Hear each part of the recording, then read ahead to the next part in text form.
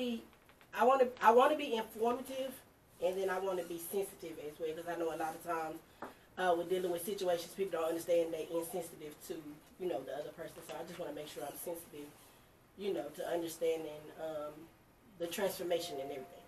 Because from what you hear from, you know, Facebook, Instagram, all that, it's not really true what goes on with the person, you know what I'm saying? So, but you have a beautiful face. I've been staring, I'm sorry. Like, you have a round face, it's gorgeous, but, you know, so was it hard for you to, like, transition from... I mean, it kinda, I mean, in the grand scheme of things, no, because, I met some people here in Houston, and so I knew some doctors that I could go see and things like that. I also had insurance. I'm also presenting white and transitioning to male, so you're getting access to testosterone is somewhat easy as far as everything goes for me. I mean, I had, like I said, I had insurance. I've had a job, so I've been able to get what I needed to. But as somebody who's transitioning from male to female, you know, somebody that was designated male at birth, if they've already gone through one puberty with testosterone, it can be a little bit difficult and a little bit harder just because, you know, testosterone's a powerful drug. And so if a woman's over 6 foot tall and has an Adam's apple and a 5 o'clock shadow, those things don't change with reducing or eliminating testosterone from her body. So it's but also, like, considering where I live and where the doctors are, like, I had easy access to providers versus somebody that may not be fully well, somebody who doesn't have, I mean, if you can't get to the doctor, then right, because our city's so big and there's just not enough providers. And so if you live over here on this side of town, well, I mean, you can get to the train and go to, like, the Montrose area or some of the other providers that are out there. But if you're not, I mean, if you're all the way out down by Braideswood or something and you're trying to get into the area, right, you're going to spend 2 hours on a bus. And who the hell wants to do that? Yes. All right. So those are some of the different difficulties that we face for some folks who are, you know, trying to access care. And, you know, it's kind of probably somewhat similar. I know similar things happen within people for people that are HIV positive. It's like, you know, only certain places want to deal with you, or may not even deal with you at all sometimes. Right. I know. I was just telling my husband, because I was talking to him about when we did the show last week. When Josh was saying that he had to apply for his medicines like every 6 weeks, and I'm looking like, but they do know it's like you're sick, so why wouldn't they just allow that? Like, you get your pills on a regular basis, like, you know, someone who has maybe cancer or who would have, you know, diabetes or something, like, you know, they get their pills on a regular. Like, why would you have to keep applying? Like, this is your livelihood. Like, I don't understand. And then how much, I mean, if you're sick, whatever you're sick with, right, whether it's HIV and you're, you know, because you need to be U equals U, you know, you need to be undetectable, but, you know, being sick can also be a lot to deal with, just being sick, right, or having a diagnosis, but then the emotional and mental bandwidth to try to deal with all of that while you're trying to go to work or go to school or go to whatever else you're doing, it's not always easy. And the spotlight, Lou. Alright. If you say so. Do I have to stare at you? No. You want to sit like this and just stare at you the whole time? No? Good, because I'm not going to. I probably might have to move over, though, because this thing is, like, way over here. Okay. Alright. So yeah, well, let's just start a show. I mean, I usually will say, hey guys, welcome to POZ Impact. Alright. Houston's first radio show dedicated to people with HIV, their friends and family. Yeah. I'm here with Lou Weaver. He's a trans advocate, and Latoya. Latrell. I'm sorry, Latrell. I always. Look, you worse than Jennifer giving everybody that new name. I know. But yeah, I mean, I guess we're just joining on Facebook Live until we'll get here, and then we can kind of start over with. Yeah, you know, thank you for coming. Yeah. I really appreciate you taking the time to talk to us about trans advocacy and also about what trans means 101. So the way I know you is because you came into my Project Leave class. And for people who are not aware, today I had my Project Leave committee meeting, and I was like, oh, Lou's gonna be on my show. Oh my goodness, Lou's gonna be on your show. It's so cool. Please tell him I say hi. For Tori? Yes. Yeah. Tori and Amber and Oh, are you all still with all the same people? Yeah. So like I graduated from Project Lead, Uh-huh. and then the part of the graduation is they want you to be part of the council. Oh, okay. And so I became part of the council. Okay. And it was one of the steering committees towards Project Lead. And so what we do is we try to like engage in Project Lead by making sure that we can, we recruit people to come on Project Lead and see what needs to be done and look at the budget and blah blah blah. But everybody was the whole committee. Yeah, because I do the same lecture that you all got. I've been doing it for I don't know how long. Okay. But I go to every year. I go in and talk to the folks. So yeah, I'm sure they've all. So they're like, we love him. Please tell him. Yeah, I'll tell them all I said hi. So and, I tell everybody to come listen to our show. All right. But yeah, there they go. Get them to listen to us. But we're not live on the radio, so they're just gonna have to deal with our Facebook. Okay. They have to watch the replay. They're gonna have to watch the replay. Yeah. Okay. Yes.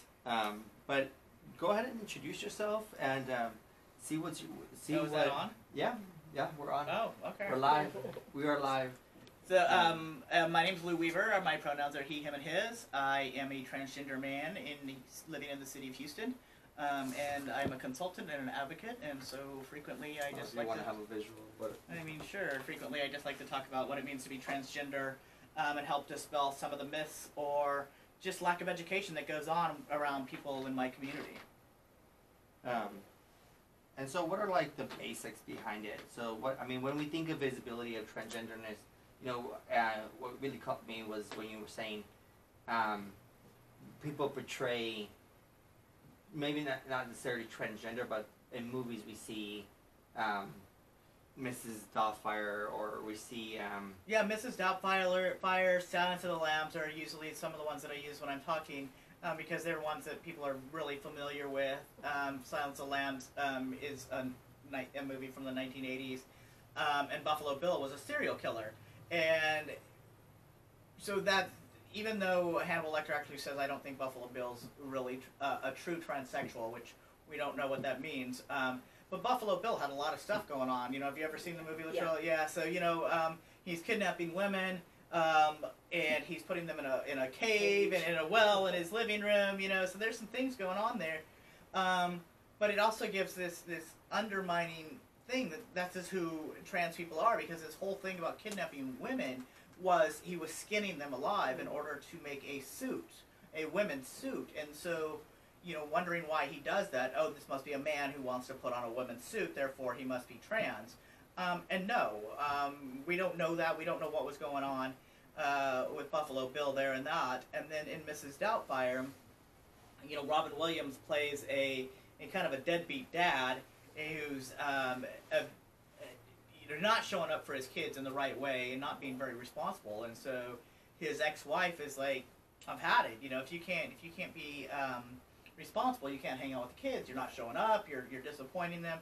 So instead of getting himself together and showing up the way that he could, he created this whole entire persona of an older woman, a nanny, in order to hang out with his kids. And then so that's people are like, oh, this is just a man in a woman's dress. In fact, during that show, the movie, Robin Williams is literally dancing around to Dude Looks Like a Lady, and so so when I'm talking about who transgender people are. Who my community is, right? We're having to face and deal with pulling apart some of the stuff the media has been telling us who transgender people are for many years, for not centuries, but for decades. Excuse me. Whether it's Silence of the Lamb, Tom Hanks' first role in Bosom Buddies, he was living in a rent-controlled apartment and stuff, and so. Dealing with all of that stigma around who trans people are, and let's be real, it's not about guys like me mostly being a trans man. It's about transgender women and the mockery that these movies are all making of transgender women. And so it makes it hard, but also living here in Houston, the Houston Equal Rights Ordinance fight back in 2014 or 2015, when we were trying to get a non-discrimination ordinance passed at the city level. And that's literally what people were saying, no men in women's restrooms, no this is just a man in a woman's outfit, and like that's total absolute BS. BS. Yeah. So this is the stereotype. This is the trope. This is the mockery that Hollywood has used to make fun of people. And so Laverne Cox was on the cover of a Time magazine. And that's only been 5 years ago, and she was the first trans woman of color, an out trans woman of color, so somebody that we know is trans. Sorry. That's all right. Are we ready? We good? Yeah. Okay, so and they labeled that the transgender tipping point, but I don't know that I would call it a tipping point, because if you're at a tipping point, you're supposed to be able to go down, and I don't think we're there. It was definitely an eye-opening time in our history, and her being on the cover of that magazine helped start conversations in a new and different way for us. So right now we have about 87% of the population here in the United States knows somebody who is gay or lesbian, but only 12 to 20%, and that depends on where you live, what your background is, might know that they know a transgender person. And then it's even harder for our non-binary siblings, so those that do not identify as being male or female, right into a binary system. And so it's harder when people don't know who we are. And since we're a fairly small portion of the population, right, for us to be able to come out and tell people and let people see us and know us and do it safely, that's the whole thing, is to be able to do it safely, because we can still be fired in the state of Texas for being trans, for being LGBTQ, lesbian, gay, bisexual, transgender, queer, non-binary, intersex. We can be fired. We can be denied housing. And so a lot of people don't necessarily want to come out, because what is that safety risk? And those are, those are some needs that we have to have met, of a job, to have some money, or to have a roof over our head. But that's not the only thing. Texas right now has the highest number of transgender women that have been murdered, transgender women of color that have lost their lives in the last couple of years. And we are seeing more of that happening in Texas. And the hard part is we don't know whether this is a new phenomenon that's happening in Texas, or if we're just actually finding out about people and reporting better, so that we know that this is happening. Because in the past people would be misgendered in the media, or by police, by newspapers and whatever. So we didn't always know. So that's the well, even just recently, with that murder case, the lawyer was trying to fight to make sure that she was mislabeled. Yes, the one in Dallas. Yes. Yeah, Malaysia Booker. Yeah, they were the defendant's attorneys were trying to say, well, my client, the assailant, and he was being tried. He beat her up. He is not the one that is on trial for murdering her, because she had been beaten up not long before, and was caught on video, and not long before she was murdered. And the attorney was trying to say, well, my client beat up a man, which no, she's a trans woman. She's a woman. But these things that they say about people, it's like trans panic and making it okay that somebody beat up a trans person, and it's not okay. And so. But I think as more people become educated, more people know who trans people are, and we talk about them, and we show people that we are your friends, your families, your coworkers, your neighbors, we go to school with you, whatever the case may be, that's going to help really shift the narrative on who trans people are, and giving trans people a voice and a platform to talk about who they are.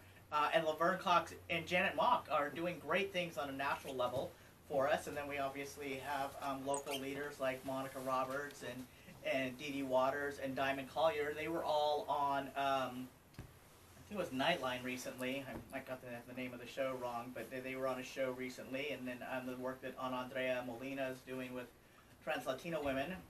We have a lot of local women that are helping to reshape the narrative, and then obviously some trans men too. We often get ignored. But I think that's going to help change and shift the narrative around who we are, because we are. There's an amazing trans community here in Houston and all across the state of Texas, and if people just give us the time to talk to us and get to know us, it's really going to help. Can we start with the basics of what is transgender, and what does it actually mean to be transgender? Yeah, sure. So like trans is Latin for across. So, Okay. like crossing over a binary, like transportation or transatlantic, you're moving from one place to another. That's kind of where it came from. So if you think about science, we're on opposite sides, so trans. And then there's a word called cisgender, C-I-S for cis, which is also a Latin word, and those are on the same side. So a transgender person, the easiest way to explain this is that somebody who knows their identity to be other than the sex they were labeled at birth. So when we're born, the doctor looks at us, checks our anatomy, and says, this baby has a penis, you are a man. This baby does not have a penis, therefore you're a girl. Or boy and girl, because we're babies. Versus just looking at us and going, hey, there's a baby. And trans people, somewhere along the line, some know as early as 3 or 4, some in their teenage years, some a little bit older, and then they know themselves. It's like, I've known for a very long time that this is who I am. And so that's what my brain's telling me. It's like, think for just a minute, right? When was the first time that you knew that you were a boy or a girl, right? Since I'm sitting here with both of you and now three of you, right? And so, like, think back to when you knew, and what told you. And your brain's telling you a lot of things, and then either you get confirmation from other people, like, hey, oh, I look like my dad, therefore I'm a little boy, or hey, I look like my mom, I'm a little girl, or, you know, and I go to kindergarten, they say boys on one side, girls on the other, and so I go to line up, and it all makes sense. For trans people, that doesn't always make sense, right? And so it's like, I don't fit into the boys, or I feel like I'm a boy, I know myself to be a boy, but everybody's telling me something different, right? And so we know, sometimes, like I said, from a very early age, same way as cisgender people know, and then our non-binary siblings might say, like, sometimes I feel like a boy, sometimes I feel like a girl, or sometimes, like, never do I feel like either one. Yeah. And I'm somewhere in the middle, or I'm out here. I think it was a galaxy versus a straight line. And so this one's a little bit harder to explain than sexual orientation, because most people don't ever have to think about when did they know whether or not they were a boy or a girl. But if we think about when did we know and how did we know, and then we can kind of relate that back to, you know, our own stories. And so trans people know themselves to be who they are. And that does not correlate necessarily to who they were told they were, or who their parents were told when they were born. And then, so each and every person has a gender identity, right? And so the common problem that happens here, too, is that people are like, those people have a gender identity. No, we all do. We all know ourselves, whether we're male, female, both, neither, right? We all know that. And then we also all have a gender expression. And this is a very interesting way to think about the world, because people tell us, right, our gender expression is, so just think for a second with me, right? What did you bring into this room tonight as we're sitting around together? What did you bring into this room to show the world how you feel about yourself, right? Yeah. Tell me something that you've done today, when you walked out of your house today to come out and hang out with me. What did you, to show the world how you feel?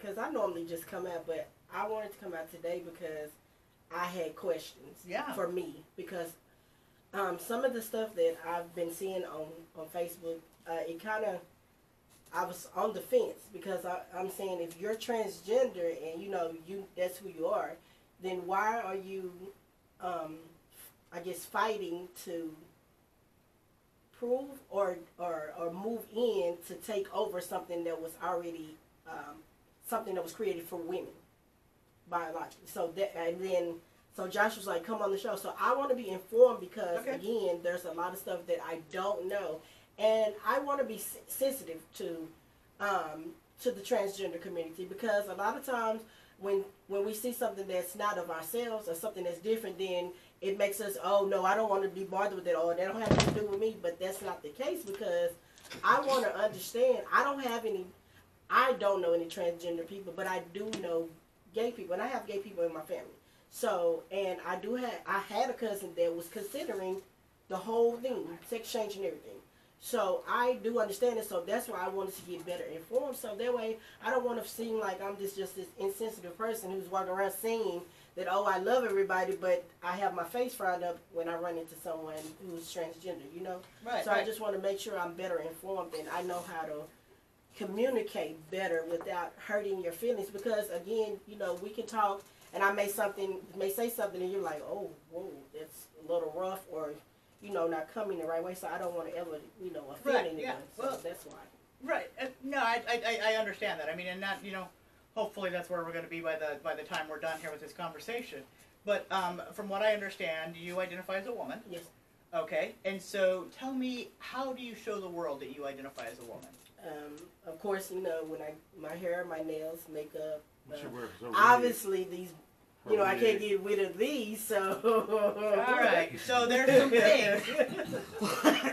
But your wig, right? Yeah. You have a wig on, right? As our friend. Don't over there listen said. to him. We don't know We're not who gonna. he is. No, he just wandered Yeah, in he here. just wandered Okay. in. Don't listen to him. I won't listen. He's just talking smack, right? But your nails Yeah. are nicely done, Hey, right? I exist. You do. I exist. We're going to acknowledge the fact that you came in and sat down and hung out with us, right? Yeah. So that's part of your gender expression, right? And what does that look like? What do we tell people in this country? And who tells people in this country what they're supposed to do, right? Is it the way our hair is done? All people are wearing wigs. Or maybe it's a toupee if a guy puts it on, right? Makeup, lack thereof. Your nails, whether or not you're wearing a pants or a skirt or high heels. All of these things are part of a gender expression. Yeah. And society is generally the one that is telling us what we should and shouldn't wear. But somebody who says, well, this is the way we've done it over and over again, this is the way we have to keep doing it, that's absolutely not true. Yeah. Do you know who the first people were to wear wigs? Men. Who were The the first people? presidents. Actually, in England, right, the parliamentarians, and they wore wigs. Who were the first people to wear makeup? Men. Men. Who were the first people to wear high heels? Men. Right. Especially, with the, Hitler. when they wore the skirts and the, Yeah. And, the heels. So I didn't know. It wasn't I didn't know. I was just it wasn't guessing a that. high I was heel. guessing that last one. No, it wasn't a high heel. It's one of the little baby heels, Yeah. kitten heels. But that's what men used to She's wear. got a special word for it, a kitten heel. Right? And so that was way back when, and the French and the English, the higher-ups, the monarchies, they were the ones, the men were wearing wigs and makeup and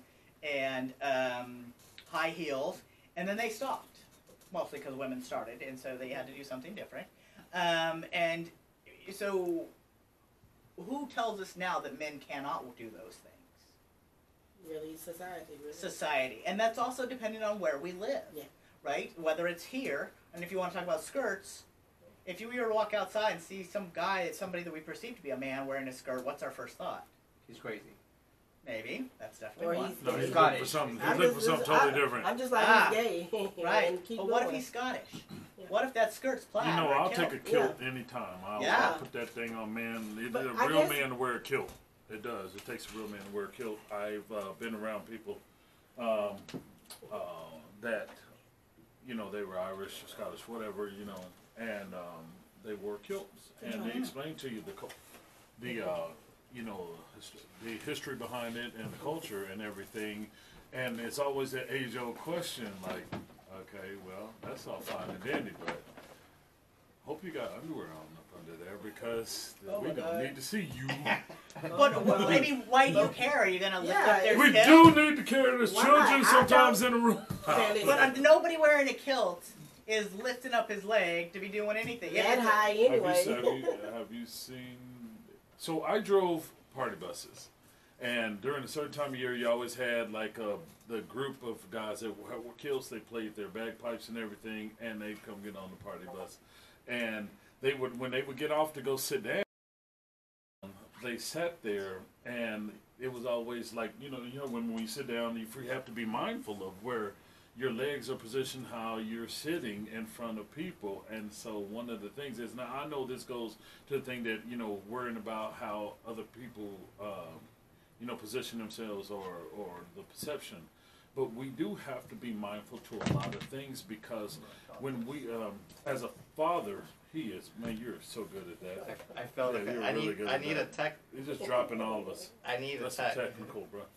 But here's one of the things. She said something I'm though that supposed to kind be on the of, radio, not you on saw my Facebook. expression. It startled me because when we start talking about, John and me and Josh have talked about this. When Josh came on the show, it was what you, Mo Cortez, and Yeah. Oh, are we live now? Oh, Hello. okay. Hello. Oh, hello guys. All right. All right, we're on live, guys. So welcome to We POZ are Impact. finally live here. So welcome, guys. If you're just tuning in, we are live with POZ Impact, Houston's first radio show dedicated to people with HIV, their friends and family. We have Lou Weaver with us. He is a transgender advocate, and we are so blessed to have him with our presence because he's answering all of our questions regarding transgender and what does transgender mean. I'm not going to answer them all. I'm And going to we do my best. have, we have 2 hours with him, so y'all pour in It's some like questions. I can't help you that much. I can't help But we were just talking with Anton, and so Anton, go ahead and take away what you're finishing up. you. All right, so like when I'm sorry, your name, y'all, I'm so bad with it. Latrell, okay. Latrell. When she was talking about needing clarity ultimately because she wanted to understand why people in the transgender community wanted to ultimately what made you feel like even though you know that you're important, you're a person, you're a human being, and you are great in your own space. To her, the question was, why would you want to then go out and push yourself into this space over here? If you're great, you don't need to, get gratification or gain anything outside. But let me tell you where that stemmed from, because it was an ad on Facebook that was about the feminine pads always. Mm-hmm. And it said that they were going to change the feminine sign, which is for women who are biologically born as a woman, to another sign because the transgender community was fighting them to change the sign. So that was my only concern because I felt like... So I think you're conflating a couple of different things here, right? One, I don't think we can talk about who's biologically born one way or the other, but hold that thought for a second.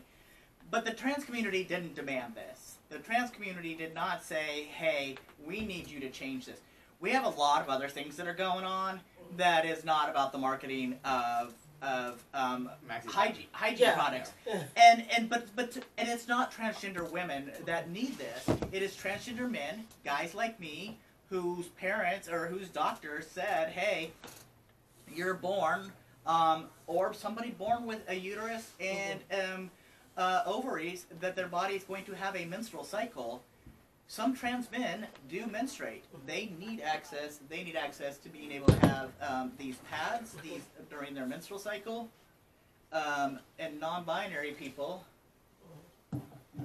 Well, that helps when you turn it on. Yeah, there you go. We all better? All right. Yay. So it's not transgender women who are going to be using these maxi pads or any sort of product for a menstrual cycle. Some transgender men do have menstrual cycles. Some non-binary people do have menstrual cycles. And it's not about shoving into anybody's space. It's saying, hey, I need access to this too. Can you make it more open and more affirming for me to use it too? Because I'll tell you, trans men who have to walk down an aisle that says feminine hygiene and pick up a product that says feminine hygiene on it, I don't think it should be labeled hygiene at all because that gives it there's so much stigma around menstrual cycles and things that happen and things that go on and the way that we treat them, the way that we treat people who do menstruate. But people who know themselves to be something other than a woman that they were assigned at birth also need access to these products. And, when you belong to a marginalized community and everything out there is being labeled that it's not for you, it can become very difficult to go access the things that you do need for yourself. And so, this is just one of those conversations that it's like, who are these products really meant for? They're meant for people who menstruate. And it's not only cisgender women that self-identify with the way that the doctor said you're a woman, that need them. It's anybody with ovaries and a uterus that might, be having a monthly cycle. Let me backtrack, not to try to correct you.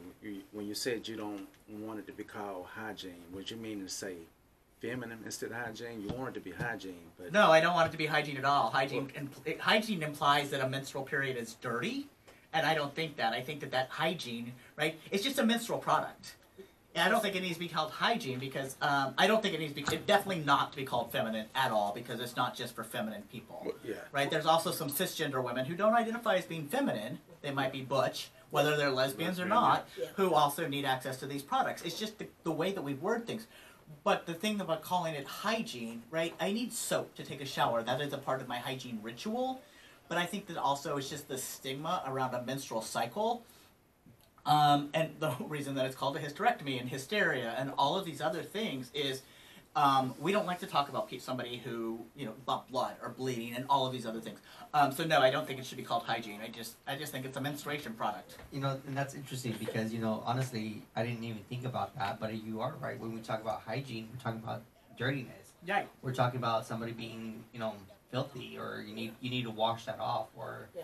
Because that's something that happens on a monthly basis. And I can Right. and I can understand your why you would want to use that or not use that terminology, because when you talk about menstruation, realistically, there's a lot of men out there like myself, straight men, that when you hear about it, like, I don't want to talk about that because it sounds like something that's horrible. Yeah. But the realization, if you understand the body, the body It's science. itself and what's happening in that moment, then you understand that leads to new life. That is, the walls actually coming off and replenishing, and then you have an egg that is now dropping and preparing for the possibility of now you may create another life. And so we have to look at things. So I appreciate the way that you want to clean that up and make it so that it's more rounded, right? It fits in a much bigger circle rather than have the negative connotation, right?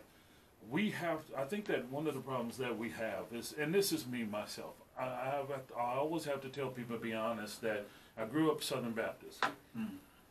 So if anybody understands that, that homosexuality was is preached that it is an abomination of God, and that you don't do it, you're going to hell.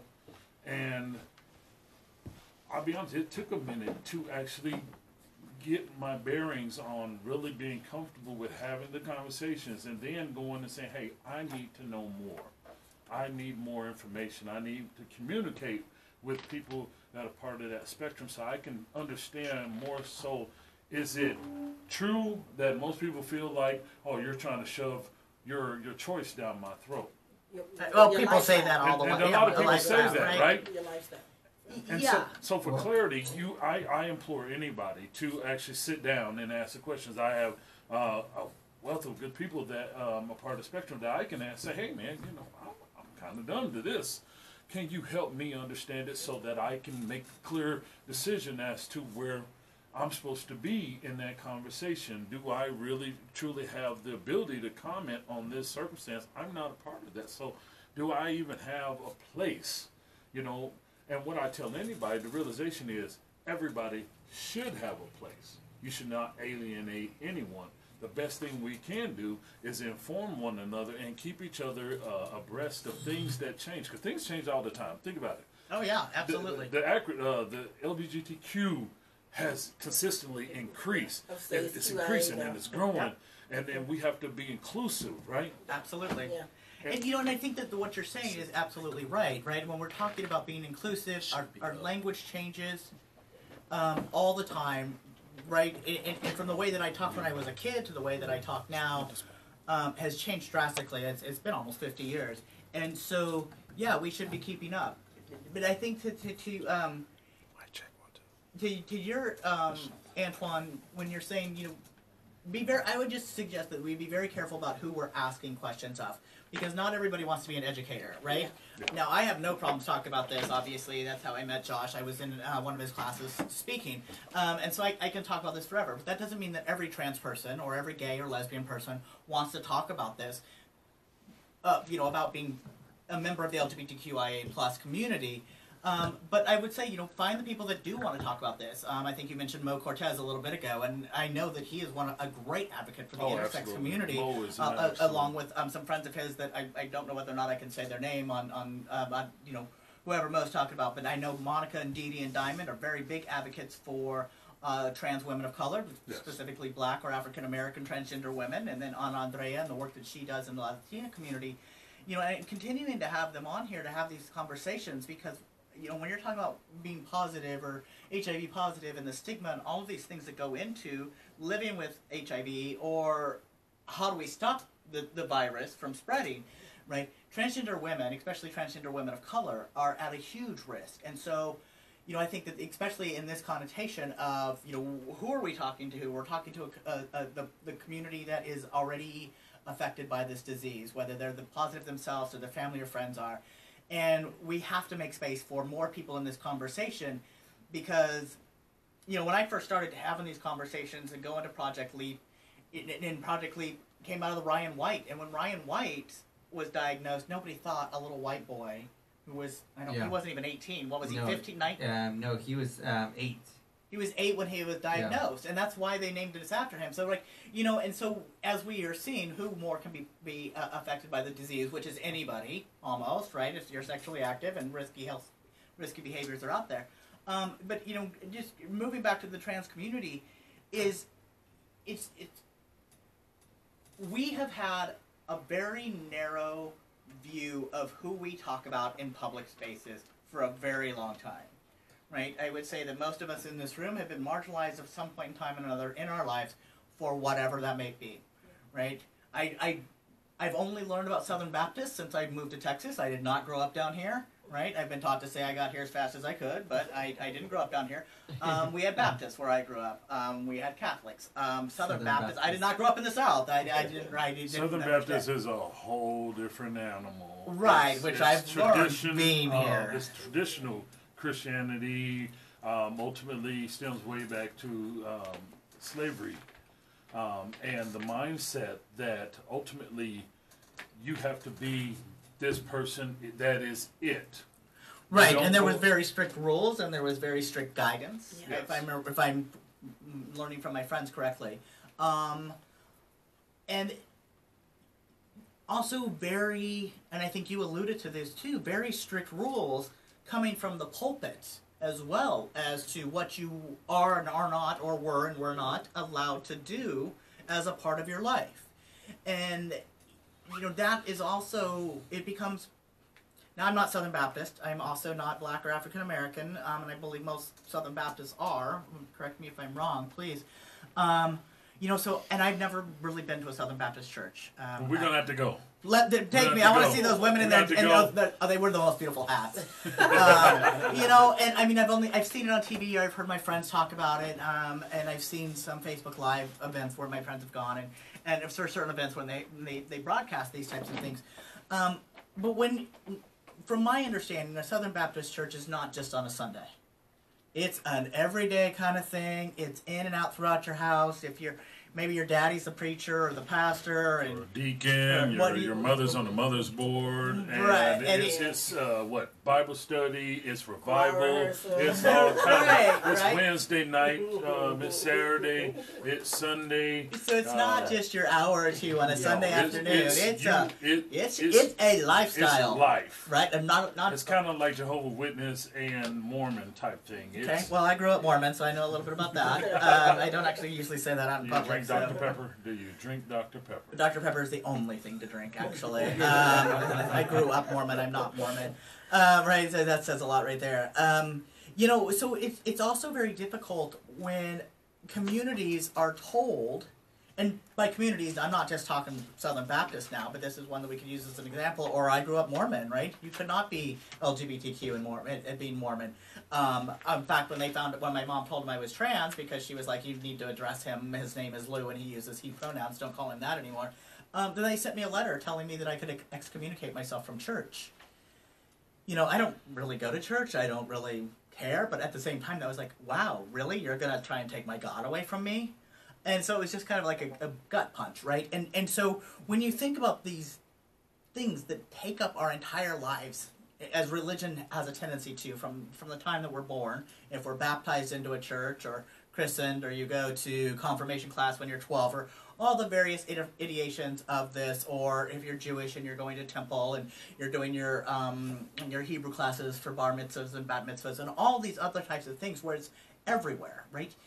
And the church tells you all of these different types of things of who you can and can't be, how you can and can't ask, what you can and can't wear, and you know deep down that those don't line up for who you know yourself to be. It can be so traumatic for people, no matter which religion they are a member of. I agree. Right? And here's what I would tell you, that, so historically, for those people that are very familiar with the Bible, and even growing up just Baptist period, the Bible spoke to a lot of events during biblical times where God, like, let's take into account Sodom and Gomorrah, right? Mm-hmm. Where God destroyed the city, told Lot to take his family and leave and don't look back. And a lot of people use that story to translate to how woman should be to man. That woman was stubborn and didn't obey and turned around and looked back and turned to a pillar of salt. So I understand exactly what you're saying. That a lot of times that when you start to looking at religion and how it speaks to how you can be, how you can't be, it can be utterly confusing and ultimately just all around just like, ew. Like disenfranchising. Yes, it's like, okay, who am I supposed to be then? Because like you just said, if I feel a certain way, if I see myself as this person, where does someone come out from left field to tell me that that's not who I am? If we want to talk about being disenfranchised and being a black man, I can tell you what that feels like, right? Mm-hmm. I told my wife, and she'll tell you this, I say, it's interesting because even in corporate America, when you look for us at the high level, at the executive level, we're barely there. Right. But who do you see? You will see black women as executives. You'll see them now as CEOs and everything. And there's nothing wrong with that. I'm not saying anything is wrong with that. But there's still marginalization that is going on every day, period. And there are many people experiencing it all over the place. Now, my question is, and I'm that person that's very big on communication. Mm-hmm. Like you said earlier, some people that fall under the spectrum may not feel comfortable with being the educator. Then you know what I tell you? Tough Ted. Bring it. Be the educator, because I won't know what you're dealing with, what you're going through, until you start telling me, until you start talking about and speaking about it, because you won't know what I'm dealing with in the black community unless I tell you. Absolutely. Realistically. So we have to own up to that. If you want to be treated, and this is anybody, black, white, Asian, Hispanic, part of the LGBTQIA community, well, how many A's left? That's a whole bunch. You did great. I was actually very impressed with you. You did a good job there. They want to leave anybody out. Yeah. But if we want to be inclusive, if we want to truly be treated as human beings, that's first and foremost, right? Yes. We're all human beings. Yes. If you want to be treated as a human being, you have to then thus treat other people's the same. Yes. If you could have different opinions of me all day long. That's great. Okay, what good can we do in this world? You can feel how you feel all day long, but how are we going to establish some good amongst the two of us, amongst the three of us? There's 5 in this room. What can we do to better help all marginalized people? Absolutely. I don't care if you're gay or if you're purple, if you're blue, if you snort cocaine or whatever you want to do. But at the end of the day, until it comes to the Latrell had an idea about that one. I like to slip a couple things in there. Gotta keep it real. Just to make sure people like you're hearing me. And that's what people have learned about me, that I will say things just to get the conversation started, because we have a problem with communication. Absolutely. And I think that I've been talking to some friends about this lately, and I don't remember who brought it up to me, but I grew up hearing that you don't talk in nice conversations about sex, about religion, around politics. And so now we don't know how to talk about any of those things to one another, because it turns out, we can't talk about this. So either it becomes a shouting match, right? Because how do we have civil discourse, right? How do we have a conversation where, as you said, the 5 of us can sit around and have a nice conversation? And there's a huge difference between being able to sit at a table like this with 3 other people, because our friend's over there on his phone, which is great, because he's doing his thing, right? Liking him. Yeah, I know, you're all good, right? So but the 4 of us staring at each other, right? And trying to figure out, and I love what you said, right? We're all human beings. So if we can find common ground and go from there, I think that's one thing, right? But sometimes, and I'm sure that you can attest to this, because as you said, right, as a black man, not everybody is going to give you the time of day and be polite when you want to open your mouth. And so that's why not everybody wants to be not everybody wants to be an educator, because I will talk to anybody all day long as they're open-minded and we give ourselves, like, let's talk, I'll talk, you talk, right, whatever, banter back and forth. I want to hear what you have to say, because I have no idea what it's like to be a black person, Well, I do. That's not completely untrue, but I don't know your your lives, right? I know. Man, it sucks. No, I'm just kidding. Well, I mean, no, and that's something that I had to learn from my Black African American, and I always use both because I have some that identify as Black and some friends that identify as African American. So I have a tendency to use both. And as I was transitioning, I was like, oh, look, trans men get male privilege, and my Black trans man friend were like, can we talk about that for a second? I said, yeah, what's up? And he was like, very nicely and very politely told me, you've got white male privilege. And I was like, oh shit, like, duh, like, but I didn't think about that. But as soon as somebody was like, hey, take a step back and let's think about what you just said, and I was like, oh my God, and this was like 10 years ago, right? And so, being white, sometimes I forget my privilege. Wait, you're white? Well, my parents are white, so I'm going to go with that. Right? I mean, I was adopted, but I grew up white, so there's also a thing. And so, then I had to learn that as I transitioned from being a woman, living for 37 years as a woman and as an out lesbian, that was how I was presenting my world, and then transitioning to a man, and the amount of privilege and the way that I move through the world differently now, versus my friends that transitioned from a African American Black female to a Black man, and in their words, and I've heard this a couple of times, is like going from the most invisible person in our society to the most feared person in our society. Wow. And so, right? And so I had to stop and think about that and think about all of these things, because when we talk about transgender women, because that's mostly who the population is talking about. When we talked about the Houston Equal Rights Ordinance fight, when we're talking about no men in women's restrooms, like, they're not talking about where am I going to go to the restroom, because they absolutely don't care. Yeah. They're talking about people like Laverne Cox, and some of my other friends that we've talked about, because they're policing how somebody performs womanhood. And so it's our transgender women, our non-binary siblings, that are the ones that are being targeted by all of this talk. And obviously, Janet Mock said it best actually a few years ago, when Janet Mock said she's a Black African-American author. She also had a lot to do behind the scenes with the series POZ. And she said, transgender women of color are living in that juxtaposition between racism, sexism, and misogyny. And that just spoke volumes to me about transphobia, in my opinion. Right, comes from so much from misogyny and sexism and the way that we police womanhood. And then how are we expecting people, certain people, to portray or live into that womanhood? But again, I think it's like, I know what it was like to live as a woman for 37 years, albeit somewhat more masculine and a little bit on the butch side, and now to be a man, but also from mostly from being a white person or being perceived white, because again, my parents are white. But I don't get to learn enough unless I get to sit around with people who are also open-minded and willing to have these conversations. Because I can tell you, not always when I sit down at a table with 3 other people, or when I'm standing in a room of 150 people, do I feel that people are open-minded and really want to hear and want to learn. Right? The same way that I would sit across from you and say, tell me about what your life is. We're talking about people being positive, or at least, this is the whole thing for this radio broadcast. I don't know what it's like to live with HIV, because I've been, I have not gotten the virus. I'm not HIV positive. But I do show up to Project Leap. I want to hear about it. I want to talk to my transgender women friends that are slightly more susceptible than I am, or maybe more so, depending on life's happenings and what goes on.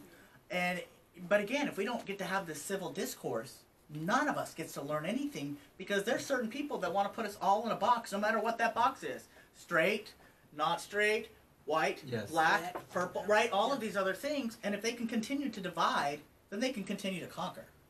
That's right. But so let's just bring it back to the original question. Oh. What? 20-minute question? We went everywhere. We went on a world Yeah. tour. Oh, yeah. Well, thanks, Antoine. You signed us all up for But tickets. you know what? Yeah, Conversations don't like take this this do. on. Yes, They that's bring why I just let it happen organically, because it was such a great discourse. Yeah. But what does it mean to be transgender? So gender identity is one part of it. Well, gender identity is actually expression. everything about being trans, right? My brain tells me who I am. My brain tells me that I'm a man, regardless of what anybody said about my body. And so there's that. But the important thing about what you're looking at there, the handouts from before, is to know that every single person has a gender identity. whether they identify as a man, as a woman, as both, as neither, whether it's non-binary, gender non-conforming, gender fluid. There's many different labels, and I don't want to speak to those. You can invite somebody else to talk about being non-binary on here, and I would suggest that. And then we all have a gender expression, right? How do we show the world how we feel about ourselves? And that changes over time depending on where we live, when we live there, whether we live in the South or the North. We wear different things, different hairstyles, all these types of things, whether we're here in the United States versus being in Europe or Mexico or anywhere else. We all also have a sexual orientation, right? Straight or heterosexual is also a sexual orientation, which sometimes people forget. They're like, oh, gay, lesbian, bisexual. Yeah, those are sexual orientations. So is straight or heterosexual, asexual, pansexual, queer can be a sexual orientation. But we just have to remember that each and every one of us also has a sexual orientation. And then we also all have physical sex characteristics. And sometimes those are testosterone fueled, like you and I have some scruff here going on, right? You got more than me, though. Hey, that's because I didn't shave for a couple days. Some women had it, too, though. Well, right, And I'm saying, some women do have them. Right, Once because they grow hair out their chin. Oh, yeah. Everybody has a little bit of testosterone in their body. It's just about how much and what the body does with those types of things. And so those go on. But the only thing that's important about that is everybody in the world has all four of those things, plus other things. We have our race, we have our ethnicity, we have religion, if that's important to some folks. So these four things are four of the things that make up who we are, just like everybody else. So back to what Antoine said earlier, we're all humans. Yeah. And if we can all center back there of like, hey, like we all have a common ground, and let's work out from there to see how much more we're alike and how much more we're different, Yes. then that's going to help us get further. Because if you keep saying, they have a gender identity, they have a sexual orientation, or they have a race, or they have a this, right? Which people have done to us over and over again. That's just merely segregation. Exactly. Yeah. And they, like I said, they try and divide and conquer based on whatever they can, because it also, I think part of it comes back to, and not all of it, part of these things come back to evolution and fight or flight, right? We have to identify people. And so, right, friend or foe. But sometimes people take that a little bit too far, I think, right? If we can look at friend or foe, are you smiling at me? Hopefully that's a real honest, good smile, and you're not going to club me over the head when I turn aside. And being able to sit in rooms and knock down some of these walls that people have attempted to put up for us. And sometimes that's difficult because people would like to paint all of that group is XYZ. They're homophobic, they're transphobic, they're this, they're that, they're mean, they're scary. No, right? We don't have to be. And then the other thing that I want to say that's really important here is not all transgender people are gay or lesbian. Just because we have the lesbian, gay, bisexual, and then we put the T in there with it. We are all marginalized based on the perception of our sexual orientation and or gender identity. So trans people can run the gamut of being straight, gay, lesbian, bi, pan, all of those types of things as well. So one does not preclude the other. So. Yeah. So is that just because they identify, is that so I don't have to be gay? I just identify as that person? No, this is like if I'm a man who dates men, I'm gay. If I'm a man who dates women, I'm straight. If I'm a man who dates both, then I might be bi, pan, or queer. If I'm a woman who dates men, I'm straight. If I'm a woman who dates women, I'm a lesbian. If I'm a woman who dates both, then I might be bi, pan, or queer. Or if I'm a person who doesn't date anybody, I could be asexual or ace or any of the other things if I don't have a sexual orientation if I don't have a sexual attraction.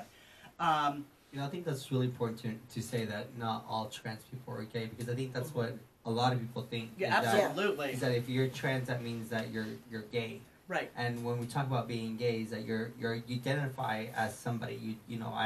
I'm attracted to guys. You're not attracted to guys. You just because you turned into from a female to a male doesn't mean you automatically have to be attracted to men. Right. I mean, I didn't turn into. I transitioned from being presenting as a woman. I got to transition into who I know myself to be, which is a man. So every night, like if we think about this, my gender identity, everybody's gender identity, right, is who I go to bed as. I go to bed as Lou, a man. You go to bed as Latrell, a woman, right? You've told me that, right? Antoine, you said you were a straight man. You go to bed as I go to bed as a king, man. You want to be the king? I'm the king. All right, the king over there goes to bed as the king, right? And if you're going to bed as a man, right, that is our gender identity. Now, who do we want to have sexy time with? Yes. Yeah. right? That's our sexual orientation, right? And you've told me you're straight, right? You said that on here. Yeah, I'm straight. Yeah, Okay. you're straight. So, right, who do you want to have sex with? Does it matter if you want to have like 3 wives? Does that matter? No, that means I mean if they're all women, that Yeah. probably means you're straight. You're just Okay, that's polyamorous. straight, like 3 times. I mean, you know, it can just roll the dice, buddy. We'll see what happens. No, I mean, if that's polyamorous, if that's something they're all up for, or an open relationship, you know, that's different than your sexual orientation. That's how you want your relationship status to be, and that's, you know, there's definitely some people, and there's definitely some communities that do still exist in such situations, where not everybody believes in just strict monogamy, and so but that's not a sexual orientation. That's how you're having a relationship. Dynamics of their relationship. Right, yeah. exactly, dynamics. So one thing I wanted to say to you, man, is I applaud you because you spoke up and said, hey, I have a level of privilege. Absolutely, yeah. You acknowledged it because, see, there's a lot of people that do not. I think during the conversation we had on my show one day, I think it was Ashton that spoke to it, or no, it was Mike from, Mike Webb? from the Caucus? caucus, Yeah. who spoke to about the level of discrimination within the LGBT community when it comes to blacks versus whites. Yeah. How you're seen and how you're appreciated, how you're treated, amongst other people in the same demographics. Yeah, I think that some people think that. Can I just interrupt real quick? Yeah. Mike identifies as them and they. Yes. So just clear that up real quick. He identifies as It's they them. them and them. He's Mike as a non-binary. non-binary person. Non-binary. So Yeah. we need to use they and them. Thank you. Yeah. Thanks, Josh. Thanks for catching that. That's amazing. So I think that there's some people who belong to marginalized communities, so they say, "Oh, I can't be racist because I'm gay, so I know what it's like to be marginalized." Yeah, that's not how this works, right? Or I'm not racist because my girlfriend, boyfriend, my significant other is a member of, and fill in the blank of what other marginalized community, color of their skin is. Or I got a lot of black friends. Honey, I got black friends. I'm not racist. Look, my parents are white. I was raised in the United States for all but 1 year of my almost 50 years. I do have some things that I wish I didn't do or wish I didn't think, and I still learn. And I still want people, if I say something wrong, incredibly insensitive, to be like, hey, that's not what we say. I was recently in some place and somebody used the term gyp, like, oh, I got gypped out of this. It's like, oh, we don't say that anymore. Well, oh, why not? And it's like, because that's referring to gypsies, right? And that's so it's not a thing that we say anymore. Oh, well, thank you for telling me, right? And that's how the conversation should go. But I also, I'm going to get it wrong sometimes. I try my damnedest not to get it wrong, and I hold myself accountable, and I want the community to hold me accountable too, whoever the community is, when I do something wrong. But like I said, my parents are white, and it's just being raised by the virtue of being raised by my parents and also being light skin enough that I pass for them. And I know hopefully that probably came out really fucked up in a way, so I'm not going to say that either. I'm sorry. I hope there's a 7-second delay on that. But I'm seen as my parents' child, and so because I do know that I have some friends who their children, they've adopted children who are black and they are white, but I'm not in that type of a situation. So the amount of privilege or the amount of barriers that I am able to knock down because of the fact that I was able to get an education because of systematic racism that I was not facing, and just the things that I'm able to do, and just being able to feel like I have the power, and even some of this is even learned of how do I take the power to advocate for myself and advocate for my community, because I'll tell you what, in the past I've been transitioning medically for 11 years, just over 11 years, and I had to learn how to act like a white guy, because I really don't want to act like a white guy, and I'm not a bro dude at all. Just I get called bro every once in a while, and I'm like, wait, what? No, honey, no. Right, but I like to wear my baseball hat and everything, but I am slightly effeminate. But I also cannot. All of that notwithstanding, there's a certain amount of privilege just because of the color of my skin, of what that I get pulled over And I mean, now I panic because I'm a trans guy, and if something happens, something goes wrong, right? But in the past, did I ever panic when I got pulled over? No. So that brings a real interesting question. So you've transitioned, correct? And so I have how does that transitioned. change on your driver's license? So I've also had a legal transition. So Okay. when we talk about transition, we have 3 different types of transition. A social transition, which and mostly a social transition can be your name that you use, the pronouns that you use, maybe the way you dress, the hairstyle, your makeup, glasses, all those different types of things, your gender expression. That's a social transition. Telling people, right? Do I have to tell my friends? When am I going to tell my boss? When am I going to tell my church? All of these types of things can be a part of your social transition. Your medical transition can be when or if you want to take hormones. And you don't have to take hormones. You don't have to want to take hormones to be trans or have surgeries to be trans or non-binary. But then some people want to have a legal transition. So by the great state of Texas, I am legally Lou Weaver man. Okay. So when I navigate society, I don't have an issue if I'm going out to buy alcohol, when I go to vote, when I travel, when I, as long as they're not doing a background check, because my social security number is still the same number I've had since I was 12. So if you run that background check, they could conceivably see my previous name. And no, I'm not going to tell you what it was. So I mean, everybody asks, and I'm always like, no, irrelevant. The only thing that's irrelevant as far as the conversation goes, so I also get to present an ID that looks like me, that has a name that reflects me, and things like that.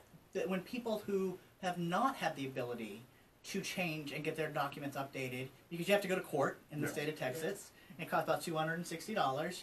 If you've had a felony or a bad debt, you might or might not get to have it done. And so when people are trying to go about the world, and if you get pulled over, what are you presenting to a cop? If you're trying to buy a drink, what are you presenting to a cop? If you're trying to get a job, to get an apartment, to rent a hotel room, rent a car, all of these different types of things that you have to use an ID for, to go to CVS, to HEB, wherever, to get your medicine, right? You have to present an ID to go to the doctor, and to go to school. All of these different types of things that you need an ID for. That since there is so much stigma and discrimination against transgender people, that those become roadblocks. Yes. And so I've had my legal ID changed since 2011. So it's definitely been I've been able to navigate society in a much different way because I travel a lot. Yeah. And so when I go through TSA, like, nobody cares. And that's what I was wondering, because when you talked about being stopped by a cop, and I'm going, okay, today's climate, Yeah. and police issues with, period. Realistically, it could be anyone at this point. We're not just going to sit here and say it's just black people. I know people of many different races that have had issues with police in different cities. My concern would be for those people that have not taken the legal steps to change. Like, how does that interaction with cop change when you hand them a license that shows one person shows a certain specific sex, and now, but the cop is looking at somebody that looks totally different and is ultimately, this ID says you should be a woman, but here you are, you look just like, me. So, like, what? You think I'm as handsome as you are? Yes, sir. You got it. All right. You got it. Oh, Good don't thing. do that. We're winning. Are you hating on him now? Come on now. Hey, so no sexual harassment here. Not kidding. No, here's the deal. We have to find when we look at each other, we should all be able to find beauty, right? Yes. We're all humans, and God created us all, right? And if we want to speak to it says that God created us all in His image. Now, I do not believe that God made mistakes, right? I do believe that we all have our place, and it is for us to take the time to get to know one another, find those commonalities, right? Absolutely. Yeah. And expand and use those as our foundation for our growth as a community. When we are not doing that, we are failing. Absolutely. I totally agree with you. Absolutely failing. And so, for me, you provide a lot of clarity because I still have questions because we'll never have all the answers. No, As we spoke earlier, it's evolving. It's growing, right? And so, conversations like this are a must, right? We should have, and we should continue to have, and we should be open to them. No matter how close-minded somebody is, when people close-minded to things that I say, I just go, well, hey, what's your opinion on that? And I quietly sit and listen, and I can see how you can come to that conclusion. This is my understanding, this is yours. How do we meet in the middle? You know, I wish we could do that. I think that somewhere, and I don't know where, but we came to a point where if you're not with me, you're against me, and that is a very, very risky place to be, because we're not going to agree on everything, right? You're wearing purple. Hopefully, it's not because you're an LSU fan. Right? Okay, good. Right, but like, you know, we all have our own, sometimes conscious and sometimes unconscious biases. But we have to get to a place where, like you said, we have to be able to talk to each other. But with this thing of either you're on my side or you're not on my side, and if you're not on my side, then I'm not going to listen to you, and all I'm going to do is yell at you, which I'm sure we're all very familiar with people who are like that, right? No matter who they are, what their background is, the color of their skin, they just want to disagree with us on something.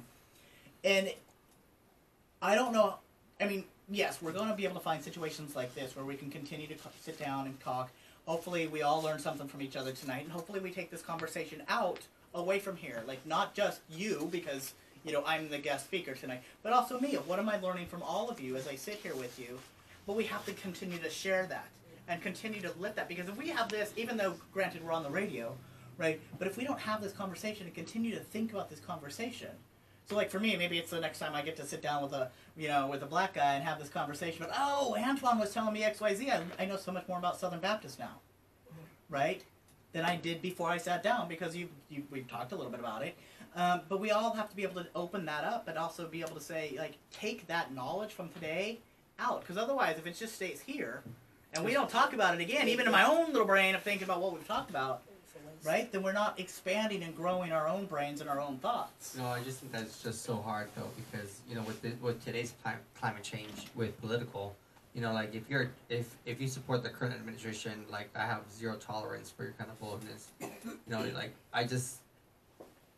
I you know, personally, like, I hear what you're saying, and I'm thinking, how can I apply that in real life? Because I know that once you start talking about supporting the current administration and what he's been doing, I just completely think that you're ignorant, and I just want to shut you off. But even though they have valid concerns, and I'm currently enrolled in this business university, and they did a segment of Trump, and I was like, why is he doing a segment for Trump? But he was just saying he is a businessman. He sold the election, like, he became president. So, you know, you can say whatever you want to say, but at the end of the day, he did become president. No matter what we say, I think he did sell himself to the voters. The voters did approve, no matter what the coherence was or how he got elected. Versus fear, he's elected. You know, now he may be impeached, or he may not get voted in office next time. You know, who knows what's going to happen. I don't think he sold himself to the people. Here's what happened, right? That intolerance, right? When people get intolerant of certain things, people were ready for something different because they felt like they weren't getting what they wanted. Guess who those people were? They were people who truly who felt like they were marginalized because they weren't getting what they wanted and didn't realize that the people holding them back looked just like them.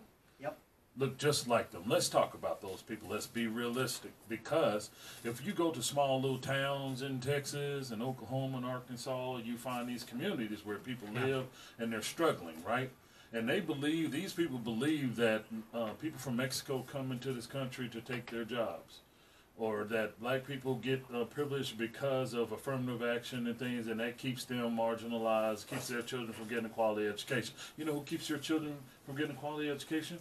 All politicians, black, white, Democrat, Republican, because where do their children go to public school once they're in office? Absolutely not. They go to private schools, and they pay for their education. And guess what? That's taken away from the education system that all our children here, anyone here with a child or looking to have a child at some point, you will struggle to get quality education for your children. Trust me, I'm involved with education. I can tell you some very strong stories about Texas education in itself, right? People pay $36,000 a year to send their child to school in Houston. They still pay also the tax into the school district of their community.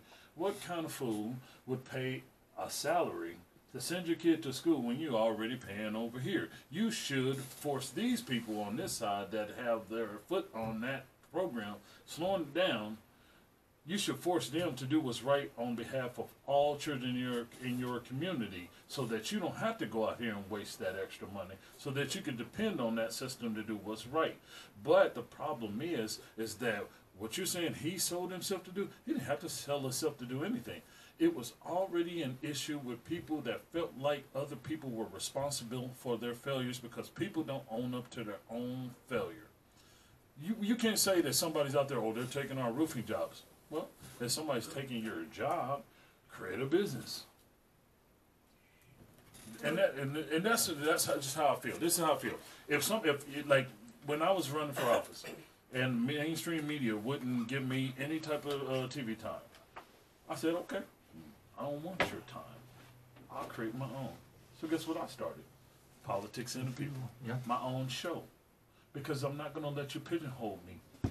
You're not going to sit here and stop me from being who I'm destined to be. And I would say to anybody in this room, if who you want to be is being halted by somebody else's lack of understanding or refusal to appreciate you, then move around, step on their head, and keep on going. What I hear, and I love Josh. Man, Josh is very near and dear to me, because he's one of the first people that I connected with after my mind opened up, right? And so what I would tell you is that I'll fight for him. And I'll fight for anybody that feels like they've been marginalized by a system that continuously puts its foot on the necks of those people that matter the most. But we can't sit there and just let one small little hiccup or issue stop us. We have to run all the way to the top and transform it all the way down. All the way down. And that's going to take everybody in this room. We have to stop, like you said earlier, about the segregation, how people put themselves in a box. There are black, trans people, or whatever you want to be, that isolate themselves from the whites that are part of the same spectrum. We have to stop doing that, because if we're going to move forward, we have to come together. And that's going to be the key thing. We got to stop looking at all the little small, little minute things that make us different, and that we may be experiencing on our own. I experience a lot of different things than many of you in this room, because I'm expected to be this also, positive person all the time. But I have to tell you the truth. And sometimes that truth is going to sound very negative, but it's the truth. It may not be your truth, but it's my truth. And we have to respect those things about one another. That's the only way we can move forward. Until we do that, we are consistently going to find ourselves trying to dig ourselves out of a hole with loose dirt that just keeps falling back in. So, what were you going to say? Because I see the wheels turning over there. Well, I agree with a lot of what you have to say. I think the hardest thing we have to do is figure out how we're going to break down these barriers to be able to find spaces to talk to each other. And what you're saying about, I wonder, I'm also not a very I'm very political. I'm just not a real genius always when it comes to these things of, the pendulum swings, right? And as so far it swings this way, then it can only go so far, and then it has to come barreling backwards. And, when it came barreling backwards, post Barack Obama's amazing presidency and all of the amazing things he was doing and putting forward, and taking our country in a new generation. I didn't think same-sex marriage would be legal in this land when I was growing up. I didn't think I'd ever see a black president. I didn't think all of these other things, right, that we got to see during his presidency, and then to see a woman running for president, which I didn't think I was going to see when I was growing up, and so many other things happening. Like, we were way out. Not as far left as some people would like us to go, but that pendulum was swinging. And then when it started swinging backwards this way, right, I think some people actually jumped onto that pendulum and grabbed and pulled it because they were so afraid of how far it was going, right? And they didn't want it to go so far that it wouldn't be able to come back. And is that by voting? Marginalizing other people and putting them down? Is that by stoking fear? It's all of the above. How do those that are in power stay in power? Fear. Yeah. Right? They make us afraid of each other. They make us afraid of change. right? We don't like change. We're humans, and then, you know, one of the things, and I specifically hate change. I mean, I'm a Taurus, but and I transition. Is that what it is? Yeah, I think that all of us. But you know, when you think about it, like, we need things to be somewhat static because that's what we depend upon for our survival, right? Where's our food going to come from? Where's that house over our head?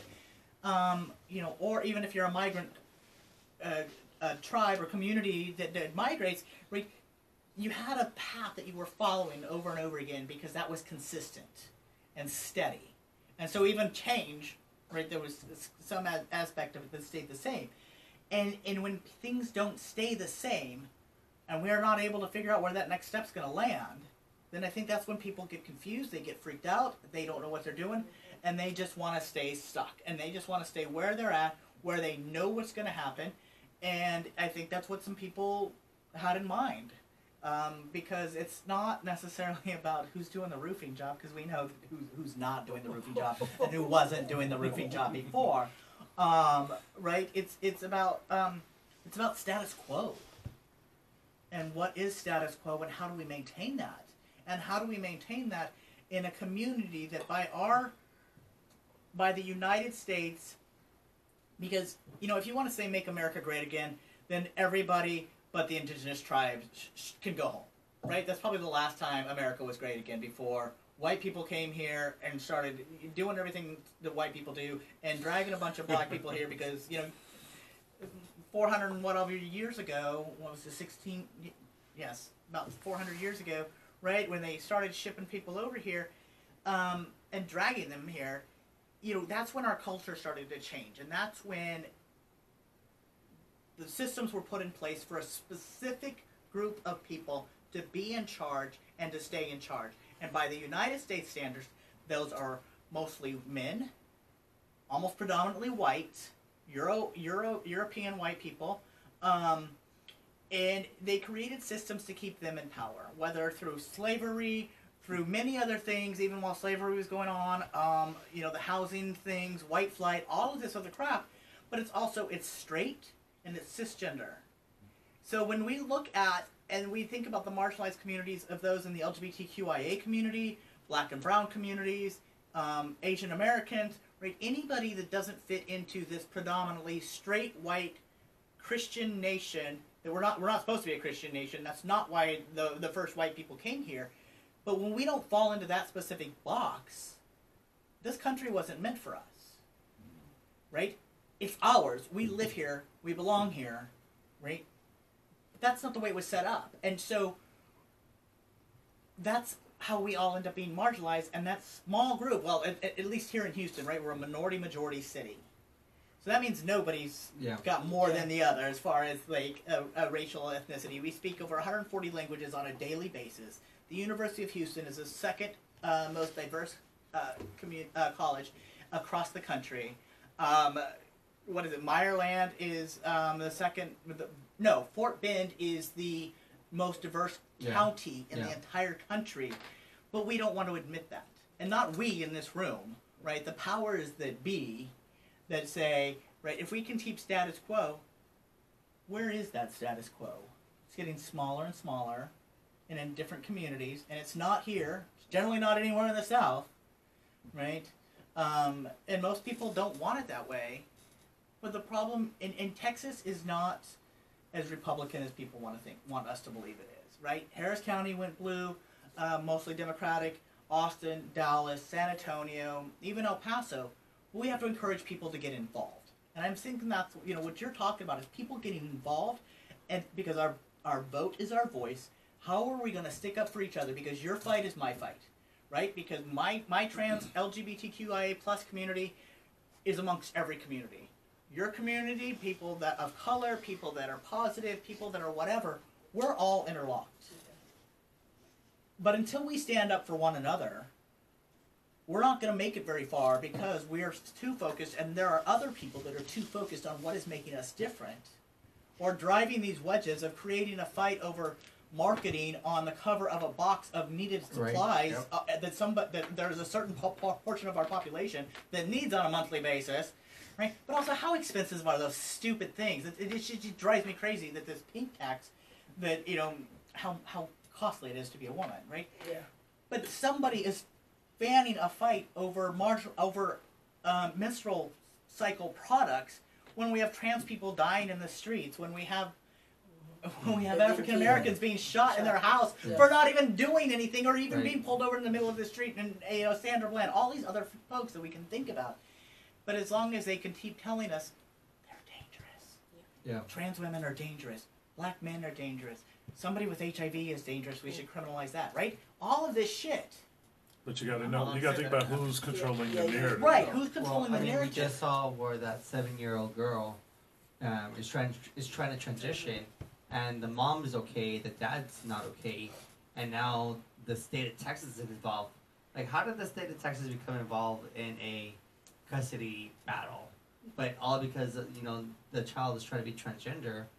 Well, I wouldn't say the child's trying to be transgender. The child is trying to live the best life that she can live by being herself, and her mom gets it. Her mom's a pediatrician. Her mom's affirming.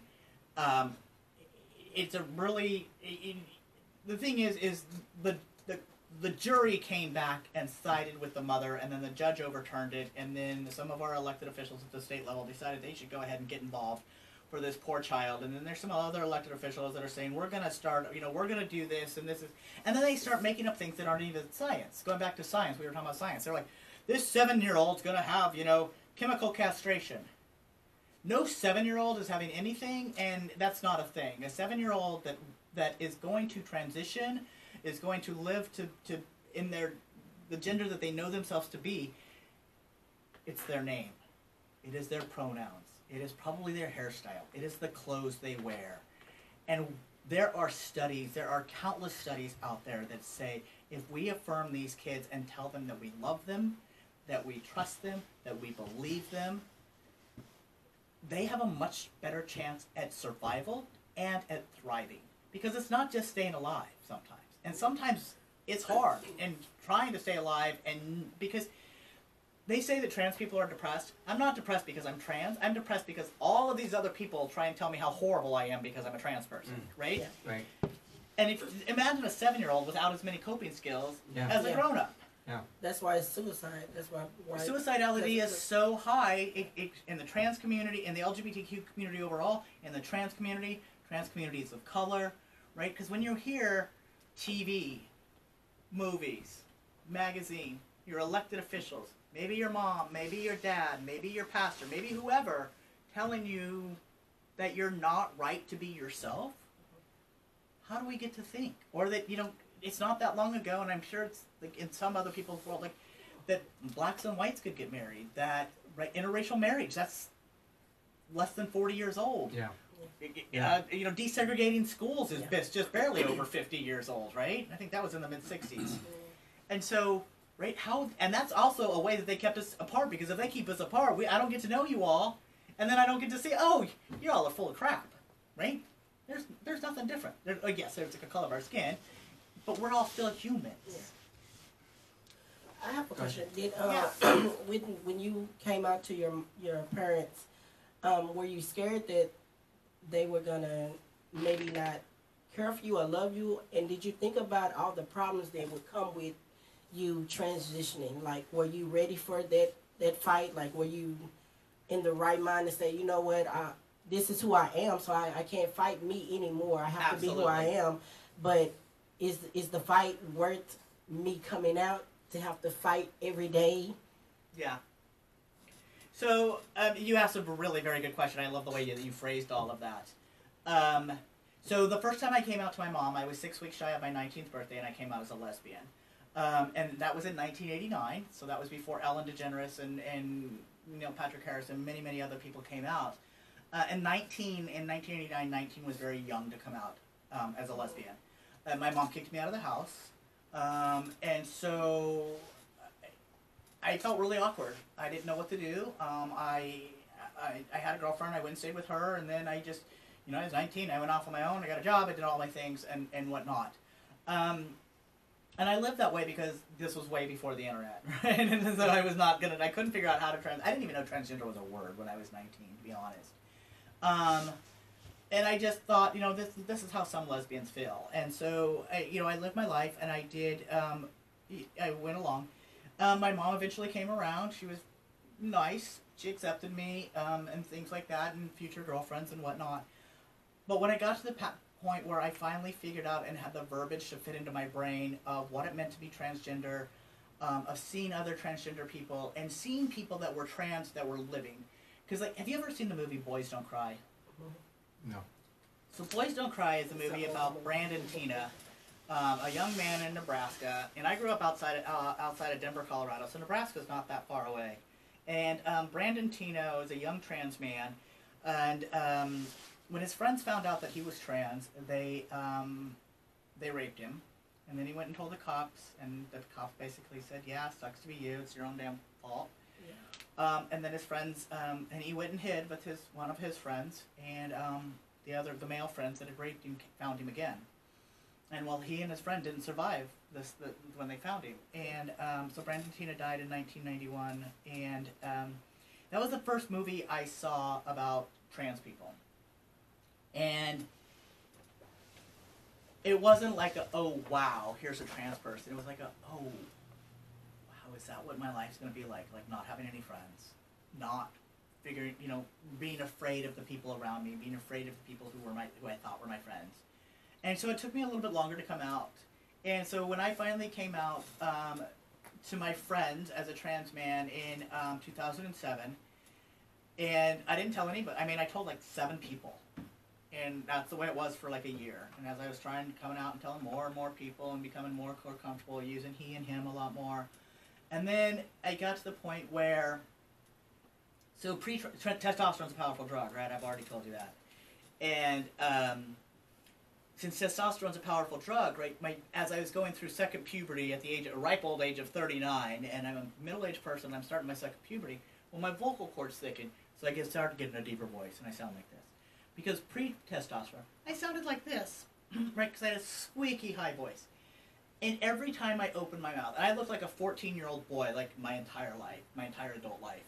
And every time I opened my mouth, and somebody go, "Sir?" And I go, "Yeah." And they go, "Oh, what? Crap, sorry. You have short hair." And I'm like, right? Like, I know what my hair looks like, and I had several other choice words for it. So I actually stopped talking because that feeling of... I don't know. This baby, he been fumbling out. My kid's breaking things. I want to destroy your. Yeah, so, it became a situation where I wasn't myself. I wasn't talking in public. I was getting quieter and quieter and withdrawing more and more. And so I finally went to the doctor and got my testosterone, and I started transitioning. I didn't tell my mom. I didn't tell anybody. I mean, I told like 3 people. Because it got to the point where I could no longer hide. I could no longer live a lie about who I was. And my mom found out, and I was terrified. And I thought that she was going to do similar things that she had done in the past, of like, hey, you're not my kid, and kind of thing. And it took her a little while, but my mom is an amazing supporter of me. She calls me he and him. I get my birthday cards to her son now and things like that, which is really amazing. It took 5 years. In some ways I wish it had been faster, but in other ways it's like, you changed my diaper and you wiped my nose when I was a kid. I get it, right?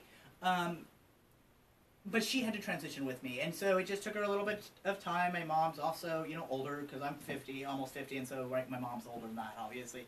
But it came to that point of like, I could no longer not be me. And that was the driving force behind, I have to do something. I have to be able to find a way to be myself, right? You've said a lot of amazing words earlier about like being the person I was meant to be, being as awesome as I was meant to be, being all of that. And I couldn't do that until I could be me. And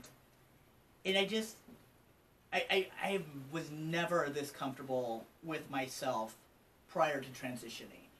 And now it's like, I can speak in a room full of 150 people, in a room full of 3,000 people. It doesn't bother me. But before, I wouldn't even have sat here and done this before transition. I was just that painfully quiet and shy and awkward. And it's just been amazing. And I think that, I know that for some of you, maybe having not known that you met know a trans person before, it's hard to understand, but I see this over and over again, and I hear these over and over again about how quiet and withdrawn people or children get, and then as soon as they're allowed to be themselves and being seen for who they are, they blossom and they come out. It's like living into your truth and really just living into it and being who you are. It's the most incredible gift that we can give somebody, of saying, I see you. Whoever you are, and you are giving me a gift of sharing that, I'm going to give you that gift back and saying, I see you. I see you. And when we don't do that, when we're denying people, you know, if somebody say, oh, no, I've known you forever, you're still a girl, that means you're refusing to see the person that I become, right? I'm not 5, right? You're not some preteen young lady either. You're a grown woman, and we should, you know, celebrate the fact of who you are today, whoever that may be. And the same thing with somebody who you know, hey, you're a grown-ass person, you're on the community advisory board, you're doing XYZ, look how great you're doing. We need to celebrate that. And you, running for school board, finding ways to get to what you needed to do, and finding yourself. But when we tell somebody, you can't do that, or, oh, yeah, no, that doesn't matter to me, right? That's where it comes from. That's where that shame of not being able to show the world who we are. And I'm sure we've all felt that in various ways, whether it's the color of our skin or religion and XYZ, right? So what would you say to someone right out there right now that's listening that has just been told by a loved one, their child, maybe even their spouse, that they are interested in transitioning? What would you say to that family member that may be closed-minded to that idea? What would be the advice based upon your own experience with your mother and just transitioning yourself? What would be your words of encouragement or comfort? I would say to them, you're not alone. No matter whether you're the person who wants and needs the transition, whether or not you're the family member, parent, spouse, brother, grandma, it doesn't matter. You're not alone, and go find somebody who's been through the exact same thing. There's PFLAG, because there's which started out as Parents and Friends of Lesbians and Gays, and there's an amazing group that's run out of one of the churches in the museum district, or they might be at the Montrose Center now, I don't remember, I think they just moved. And go find and listen to these to parents who've been through it, because what's scariest is when you think you're the only one. Right? And so whether you're finding these people in person, whether you're finding them in an online support group, I would say there's genderinfinity.org. They do an amazing conference every year. They also have a resource list on their website so that you can find these resources, whether it's PFLAG, whether it's an affirming church. Because you can be LGBTQIA+ and be a member of, and be religious, whatever your religion affiliated is. Yes. And get somebody that you can talk to. And there are counselors out there. There's other parents. Get your kid, your spouse, your whoever also into a group so that they have somebody, because you don't want them. You as a trans person, like when parents are talking to me, like I will listen to them, but they also need another parent, right? Because I'm not the parent of a trans kid. I'm a transgender man. So, right, find people that have gone through the same things, and surround yourself with them and listen, and let them listen to you. Montrose Center has a couple of programs that go on for adults and for preteens and teens. And so I think that's the best thing. That's one of my favorite things about Houston, is there's so many places to go and people to find. There's PFLAG groups. I don't know how far the range is, but up in the Woodlands, there's one out in Katy now too. And you can find people, and if you can't travel for whatever reason, I know there's online groups. And PFLAG can help you get into parents groups where if for whatever reason you can't travel into Houston, you don't like to travel into Houston, that you can maybe talk through Facebook until you're ready to meet somebody, or until you can meet somebody face to face. Because the power of that personal connection, of knowing A, you're not alone, B, that somebody's gone through the exact same thing or close to the same thing that you've gone through, no matter your religious background, the color of your skin, whatever, you will find somebody who is fairly close to just like you, that's going through a very similar thing to help you get through it. Because some of it you're going to go, oh, this was no big deal. And some of it you're going to go, wow, what? Right? As a trans person, right, I knew everything that was going to happen to me as a trans man, as far as like with my testosterone. Like I knew that like what puberty was going to look like. But there were some of those social transition things of of not being a visible lesbian anymore. So for a little while I wasn't visibly queer, and I was like, but like, where did I go? Where do I fit? What do, like all of these other things, but I had a trans community to talk to, and to help work my way through that, and so that made all the difference in the world, of just talking to somebody who's also gone through it, and having people who could see me for being me because they've already also been there, and whether if somebody's in the Houston Independent School District, there's a great policy there. All of the local, U of H has a great policy for their schools, for the students that go there, also for their faculty and staff. So, you know, looking around at things like this, and finding a doctor, because whether they're whether they're kids who need a pediatrician, getting a good pediatrician with a good therapist, and or an adult who has a good doctor, just to talk to them about what their options are, because you know that's. Some people want or need a medical transition. Not everybody wants it, not everybody can access it. But if they want it, they need to be able to find a good place to get it. And so I think, again, genderinfinity.org will have some great resources for people to be able to get connected to each other. Awesome. Luke, can we talk about terminology? Yeah. Yes, good. In the Oh. fridge, there should be a bottle. Will you grab me one too? Don't mind. Yeah, sure. But I want to talk about terminology for a little bit. You know, the do's and the don'ts Yeah, about terminology and what to say yes, about the correct way and how to yes, address yeah. somebody. Yes.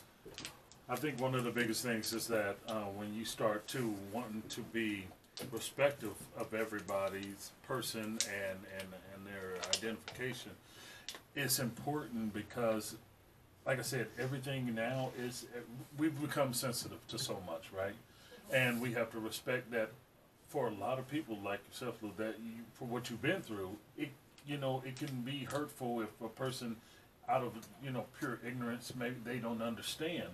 The slightest thing could kind of rattle and make, okay, well, you don't respect me, because you talked about that earlier, where you got a lot of people that don't really know, you know, how to, you know, address people and whatnot, and then if when you've been dealing with something for so long, and you feel it makes you feel like everybody against you is against you, it's easily to immediately take that and just run with it and be like, well, you know what, you have a problem with it, you're racist or you're discriminative, whatnot, but not all the time is that the case. So for me, clarification of any terminology is key, because I was in this predicament recently where somebody felt because I was sparking conversation, I do it all the time. If you're on my Facebook page, you'll see some craziness come out just to get people to talk, because I love communication. I love to hear people's perspective, whether I believe you, whether I trust your knowledge on the subject, or I want to hear what you have to say. And so, but yeah, so let's get to that terminology over there. Sure. So I will say, go ahead. No, you're the expert here. No, So I get to take it away. Talk. You know, y'all have been doing pretty well so far. I'm actually quite pleasantly surprised and me too, actually. and very excited about the fact I that thought you were gonna walk out of this room and say, "God damn, Josh, what the hell did you bring me?" I mean, like, you know, like you said, like it's uneducation, right? Like if we don't learn the proper ways to talk to people, then we don't know, right? Yeah. And again, like the language I used when I was 7 was not the language I would ever use again today, because we spoke a different way. But right, once we get educated, we go, we don't say that stuff. So one thing is transgender is a word that we use, or trans. I am a transgender person. Transgender is an adjective, not a noun. So a transgender person, a transgender man. The transgender community, we're not a bunch of transgenders that hang around. We're also not past tense, so it's not transgendered. Also, it's my gender identity, not my sexual identity.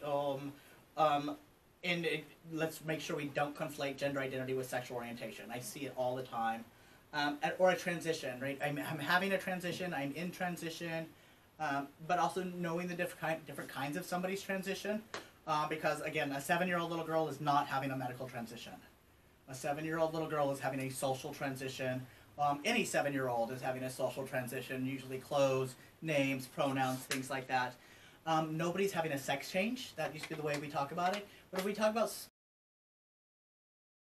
sex change, because sex change often implies genitalia, because people think about that all the time. But right, there's a lot more to me than just what's in my pants. And so thinking about just the ways of talking about that as well. Also, there's a 5-letter word that starts with a T. It's a slur. Yeah, I was going to ask you because that's one I hear quite a bit. Yeah. I hate that one. Yeah, and I don't use it. Now, there is a subset of my population, of the transgender community, that do refer to themselves with that word. And if that's what the word they use for themselves, that's great. But I don't use it because that's not a word that I identify myself with. But if they use it for themselves and they claim it, then that's totally fine by me. Just like, right, I have some friends who call themselves certain things that, right, they can call themselves that. I don't call themselves, right? Does that make sense to y'all? Yes. And I identify as a man. I know myself to be a man. I didn't used to be a woman. I did say, however, in this, like, when I was presenting as a woman, right, before I knew any different, before I was able to come out, I did present as a woman. That doesn't mean I used to be a woman, right? And there's subtle differences around how that works, right? Because if you say I used to be a woman and I'm just, it's kind of like I've always known myself to be a man, or I know that I've always been a man. It just when I was able to like actually verbalize it because of my language, the language just wasn't there, right? We didn't talk about transgender people when I was a kid. We barely talked about gays and lesbians. We talked about gay men being light in their loafers and lesbians. She lives with her sister, right? And so language is changing and giving me ways to identify. But I would say if you're not familiar with the language, then try be very careful. It's like the word queer, right? I identify as a queer man, so I use queer all the time. But I know to some people, especially my age and older, that queer is also a very bad word, because it was very much an insult. So if you're not comfortable using the word queer, then don't, right? Because people will pick up on the discomfort. Or like if you leave today and you go, oh yeah, Lou came on the show. He identifies as a queer guy. It was really great to hear from him, right? That's telling somebody that that's my word, right? I identify as queer, versus just going, oh yeah, this dude was on, and he's totally queer. That might sound like you're making fun of me, and you're saying some shit about me, right? So be very careful with language. And a couple other things that are really important is introducing with my name and my pronouns. When we got to actually start this, I said my name is Lou, my pronouns are he and him. And those are important for me to be able to acknowledge that, but I think it's also important for everybody to acknowledge that, because we can't assume based on whether or not you think my voice is deep, therefore I'm a man, right? There's women that have deep voices, whether they're trans, whether they're not, whether they're smokers, there's non-binary people with deep voices and high voices, and men with high voices, right? All of these things happen because science makes it happen, but that has no bearing on what my gender identity is or isn't. So asking somebody's pronouns, and they're not preferred pronouns. I prefer vodka over gin. I prefer vanilla ice cream over chocolate. You didn't bring vodka, though. He didn't tell me I could drink vodka. You don't want me drinking vodka. I would be speaking about 100 miles an hour and giggling because I would think it's funny. We don't want that tonight. That's for next time. So I want to give you something real quick because a friend of mine has posted some comments. Yeah. And when you talk about PFLAG, she said it's an amazing support group locally and nationwide. And then earlier on, she spoke to, she had a question. She said, who decided language spoken is the sole representation of diversity?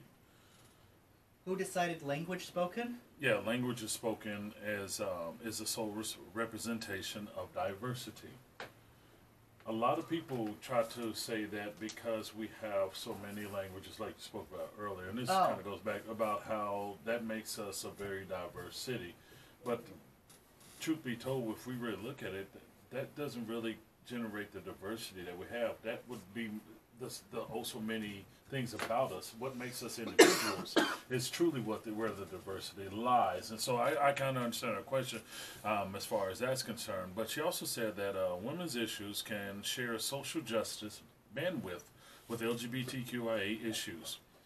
Symphonia Thompson had to get a freaking law passed to make sure women in prison had access to enough and appropriate sanitary products.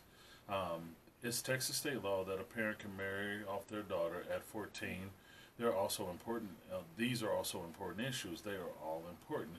And I think that was around the time where we were talking about how everybody has things that may be important to them, that make them just as important as everybody else, and how, one specific group is not more important than the other. Right. And that's how we need to see each other. And so I just wanted to go back there because I wanted to make sure, because Erin is a very amazing person. I don't know if you ever met her. Who? Erin Toberman. I don't think so. She roams around. She's in the political world and Okay. gets involved in a lot of things. She's a very good person Oh, to connect with, All right. as far as an advocate and things like that. But we need to. I think when you spoke a couple things, I'll be honest with you. The T word, you hear it so much, and you're unclear as to what to. Is it a slur? What is it? Or like even now, people say, well, well, that's gay. And it's like, Yeah, well, don't say that, please. okay, well, is it happy or is that, well, I mean, what are you saying? And so we have, I think this is a teaching moment. And I'm glad to be here because, like you said earlier, we now are charged with the responsibility of taking this conversation back and saying, hey, well, this is what I heard, this is what I learned, this is what I got from a person that was part of the spectrum, this is the respectability that, or expectation. Hey, can you carry that a little bit further so that maybe we can move this, this burden off of us of trying to understand each other on the most simplest of things, because the commonalities are going to be our foundation. And that's where we need to focus our energy, is on our commonalities. What makes us just like one another? What makes Josh drink more beer than me? I mean, I have a lot of assumptions, but I don't have any actual answers. You asked me a question in there. Remind me what the question was you just asked in there. You said all that stuff. Yeah, I know, it's a lot. I know. Well, to Miss Erin's stuff, I just was using language as one thing, right? We have LGBTQIA, we have people from all over the country. That's the majority. But there's so much more that does make us diverse, right? Where we work, where we live, all of these different types of things. And I think that we have to remember all of that, but also remember that we are also, again, we're all humans, right? We're all part of the same race. When it comes down to it, we're all humans. So just a couple more things on the pronouns. The T word, that's where you were going. Yeah. I think that, we have to be very careful because language changes all the time. Yes. Right? Will Smith saying getting jiggy with it, and so jiggy is now in the Oxford Dictionary. Right, that's cool. Language just ebbs and flows, and it's hard sometimes to keep up with the language of today. But if we want to be as mindful as we can of people and the people we're interacting with, we need to think about that. It's the same way that since we're on pause, with the way that we've talked about HIV in the past 30 years, right? And I still see some people in various social media, whatever, they're saying, disease and drug free. I'm like, and what does that actually mean? I'm clean, you be too. Does that mean you just had a shower? And that that's not what they mean. They're holding on to old stigma, old language, and just being jerks, in my opinion, right? And those things matter no matter what we're talking about. It's like the same way we used to say they have cancer, right? No, they have cancer, right? If there's something going on, let's talk about what it is and how can we show up for them, no matter whether it's cancer, high blood pressure, depression. Right? We also don't like to talk about mental health. So all of these things wrap up in, I think, back to that of we don't know how to talk to people, or we don't know how to learn or how to get better. And so I think, just if somebody says, hey, that's a bad word, we shouldn't say it. Don't say, well, I've said it all the time. What difference does it make? Or, hey, who are you to tell me?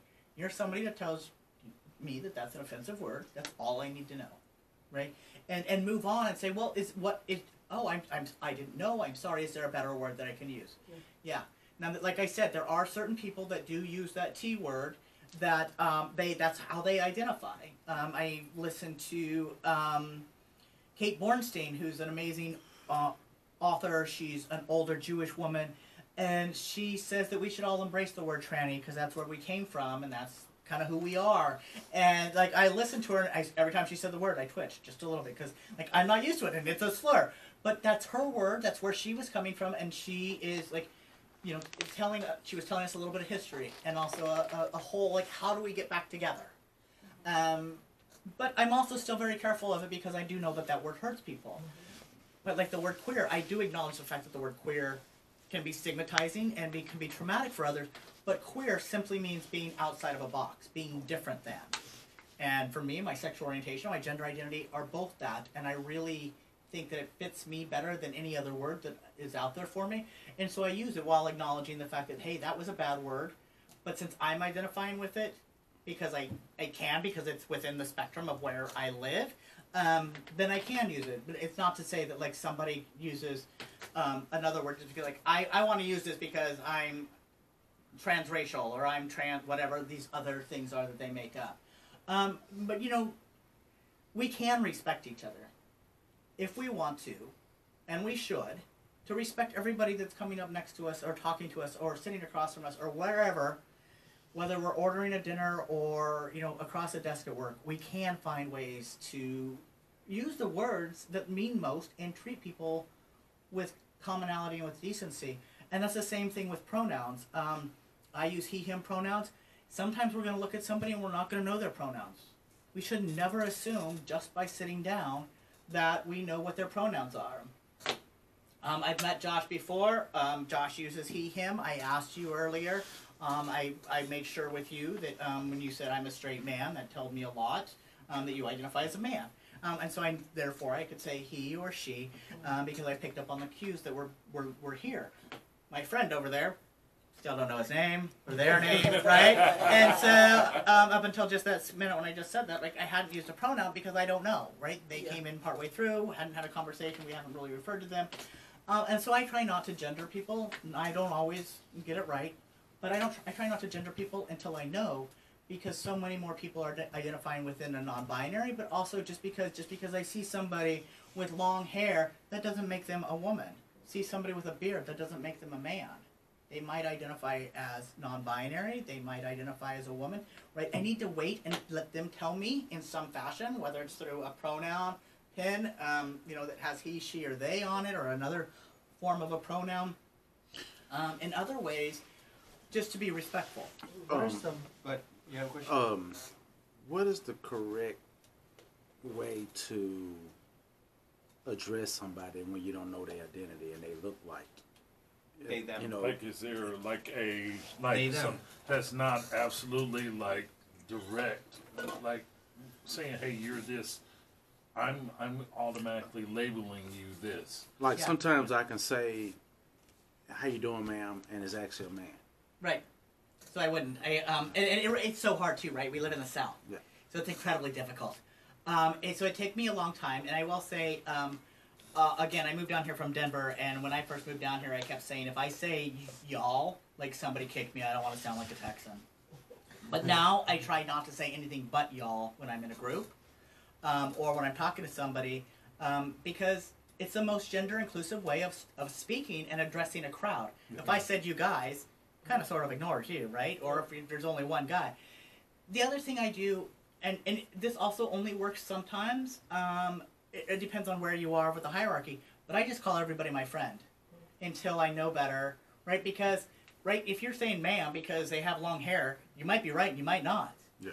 And so it's so difficult, but replacing sir or ma'am with the word friend has been so different, because then it puts something else in my brain to use versus just saying hello. Instead of saying hello sir, hello ma'am, hello my friend, how are you today? Or hello. Or instead of saying ladies and gentlemen, thank you all for showing up. Hello everyone, I'm so glad you joined us today. Yeah. Right? Thinking about more inclusive language that isn't just necessarily for trans people, but, you know, it's like, it just includes everybody, because it's so, instead of offending one person being, oh my gosh, they didn't see me, right? If we can make changes, and I'm not saying that we're going to get it right today, tomorrow, or in 30 days, right? These are cultural shifts that we need to think about. Like, people in the North have no concept what this is like, because they don't say sir and ma'am all the time like we do, right? Or my grandfather was in the Army for 27 years, and my mom, and just the generation I grew up in, like, I had to call everybody Mr. or Mrs. Or Miss until I was told I could call them by their first name. And that carried over until I was 30. Right? But how do we talk to people in order to make sure that they feel heard and seen? Because when I was coaching baseball with my friend, you know, the kids were to call everybody, either coach or Mr. or Miss, and so, they were like, what do we call you? And their moms were all like, you can call, that's Coach Lou, and they're like, okay, right? They didn't care. They just needed something to call me. But it was also a non-gendered word for them, so it made more sense. As I was starting to transition or go from being a lesbian and also Miss just didn't work. And if you don't know somebody's pronouns, like you might just, like I waited for context clues, or how are you referring to yourself, or I asked you. Or you might just say, hey, my name's Lou, I use he, him pronouns, what's your name, what are your pronouns? Right? And allowing somebody to give you that bit of information, so then we know. On my email, it's at the bottom of my email, you add your own signature, right? It says Lou Weaver, he, him. And so it's out there what my pronouns are. It's on my business card. It's on my Facebook, it's on my LinkedIn, it's everywhere after where my name is, in some form in my bio, because I think it's important. And it's not just for trans people, right? How many people have you met that are Jordan or Taylor or Shannon or, right, Shannon Sharp, Dana, Kelly, all of these other names. Tracy, Al, right? Alex, that you don't know, because they're gender-neutral names in our language. Aaron, right? And I only know because he gave me pronouns and asked if I knew her. Right? And so adding pronouns in there, or somebody who has a name that's not common or not, to this country, and that so we haven't gendered it yet, like Beethoven, or well, that's actually his last name, but like Johann, we don't know. We knew now. Right, Daenerys. Anybody watch Game of Thrones? Daenerys Targaryen, right? If you didn't watch that and somebody said Daenerys, are you going to know whether it's a man or a woman, or not, both or neither? I can't watch that show because I have kids. And watch it when they're asleep. Man, they're always awake. I tried to watch that, in the first episode, I was like, oh! Yeah, there's a lot going on. I mean, there's bodies, and there's gore, and there's good stuff. But there was a lot of names in that series that they made up for that series, right? And so you have no idea until you watch it who they're talking about. You can't just assume that is a male warrior, because there's also a lot of women warriors in that show. Just like if you watch Black Panther or Avengers, right? All of these shows show us a lot of different people with names that are superhero names that we might or might not know who, what their gender is, and we just don't know anyway. So I think it's really important to ask. And again, they're not my preferred pronouns. And if we just all put it out there in some fashion, it makes it easier. When I have a name tag, when I go, to an event and they give you a name tag, I write my name and I write he and him on it so that people know. And I just try to do that to model good behavior, because that way people know who they're talking to. And, if I do it, maybe they'll do it too. Can we talk about questions of not to ask somebody who's transgender, and even a transgender activist? It's, like when you came to us, you were saying, body parts and other things, like those are only reserved, like those questions should be reserved for your primary care, your partner. Oh yeah. And the people who should know about that, like anybody else, really, we're not talking about, like Latrell, you didn't came to me and said, hey, do you have a penis or do you have a vagina? Like we don't talk about that's rude. People actually ask people, do you still have blah blah? All the time. It's amazing. Or I don't think people are very cognizant of this, but I'll tell them I'm a transgender man, and all of a sudden they're not looking at my glasses; they're looking at my belt buckle, and I'm like, I just saw you do that. Right? It's so dumb. I'll do an entire conversation, for like an hour or something in front of people. I'll stand up in front of a class and I'll give this talk, and I'll. And it's like, there's some surgeries, please don't ask about, because people go, have you had the surgery? What's the surgery? Like, I've had 2 shoulder surgeries, I've had an appendectomy, what are you really asking me? Because I know what they're asking me, right? Yeah. But afterwards, they'll come up to me after a whole entire hour or something in front of a class and go, so can I ask you a question? And when they ask me like that, I know what they're going to ask me, right? And they're like, I'm like, yeah, what? And I go, do you have a penis? And I go, do you? And they're like, oh my, why would you ask me that? Why did you ask me that, right? Because people think it's completely okay, because they don't know the answer, and they're very curious for whatever reason. Like, it's none of your business, right? It's absolutely none of your business. Now, unless you're my doctor and it hurts when I urinate, or we're about to have sexy time, then maybe it is your business, right? Maybe we have to have this discussion of what body parts are what. But until then, right, don't. Like, you know, he hopefully none of you are walking up and going, hey, have you had any surgeries? What kind of surgeries you had? What's going on? Yeah. What's in your pants? Because that's rude. And it's just none of your business. But people, for some reason, insist upon asking. But it's not like you're going to walk up to somebody who you know is living with cancer or diabetes and be like, hey, how sick are you really? Like, it's none of your business. Unless I choose to tell you, I want to tell you. And again, that's one of those things. As an educator, as an advocate, like, for the most part, like, I find these conversations completely hilarious because I'm going to ask them. I'm like, I had a woman during a conversation. I literally was teaching a class. There's about 30 people in there, and she goes, oh, you don't have a real penis? Well, I would never date you. And I'm like, I wasn't asking you out. Right? I don't know what you're telling me by telling me you didn't want to date me. I mean, you're telling me a lot about your biases. You're telling me a lot about a lot of other things. Yeah. But what makes you think that this is an appropriate conversation as I'm your teacher? But again, those are things that people think that it's completely okay to ask a trans person. The same way that they ask a gay man, you know, who's the top and who's the bottom. Right. Did you want Yeah. in on the action? Because if you did, we can have this conversation. Yeah. But if not, Yes. Thank you. we're not going to tell you, right? Because, Yeah. you know, it's just this whole thing of lack of education. They don't know where to get the education, when actually most people are walking around with Google in their pocket. You know, sometimes Google's right. Or, you know, find ways to have these conversations, because there are ways. You know, tune into this, look it up, and find reputable sources as far as the National Center for Transgender Equality, or PFLAG, or GLSEN, the Gay and Lesbian, it's for the Education Network, TENT, the Transgender Education Network of Texas. All of these places have resources that would, you know, can answer most of these questions. But the fascination that we have with each other's genitals when we're not having sex with them is just a lot. So there's that. Also, don't ask me my real name, right? My name is Lou. You don't need to know anything else, right? Unless you're my doctor and you have to have it for insurance purposes. Do I have a legal name versus my used name? Maybe. I don't, right? We talked about my legal transition, but some people do. Or if you're a cop or a job, right? Some people might not have to give you both. But if you don't need to know, it's none of your flipping business. It's really easy. And you might, some things I want to talk about really quickly because we're almost done here. I know. 2 hours went by quick, huh? It did. It did. It's been great. I just want to talk about how you can be allies. And I think the first thing is, you know, I think for all of us to be allies and good advocates for each other and for our communities, of whether it's the POZ community, whether it's the fact that we all live here in Houston, is continue this conversation, right? Going out and making sure that we tell people that we had this conversation, how you felt about it. And also we can all talk about, I think, how uneducated we were about each other when we walked in this door, right? And how much we've learned from each other being here. And you know, on the vast majority, on a lot of different things, whether it's school politics, whether it's, Southern Baptists, the way we talk about menstrual hygiene products, all of these different things we can talk about when we walk up the door, and I think we need to.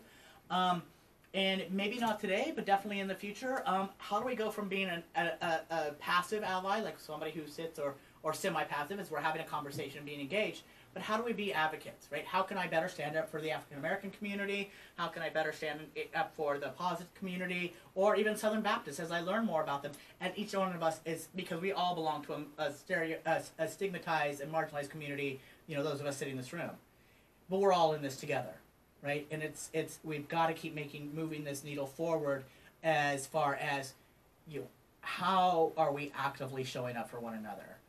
Because I think that's, a lot to what Antoine said, is like how we're going to make forward progress going back. So, you know, moving ourselves from allies to advocates, and what does that look like for each one of us?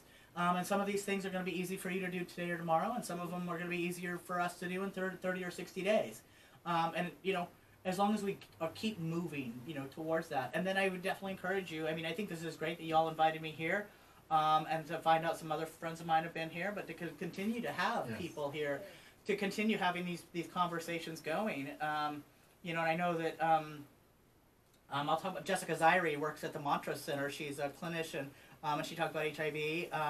and maybe she can come in and talk about Yeah, more yes, I about love for it. about some of these types of things.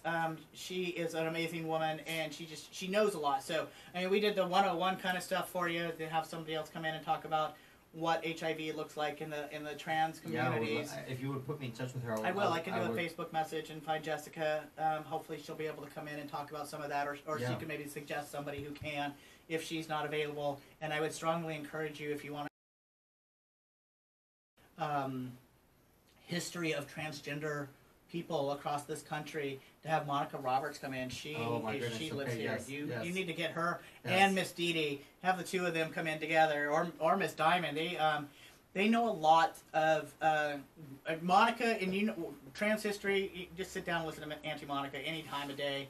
And there's a lot of other organizations, and maybe bring in a parent of a trans kids, because this is going to be that Yeah. lawsuit or the custody case that you're talking about is probably going to be out there, and parents are going to want to know how can they help support their other friends that are also parents that are parents of trans kids, to continue this conversation.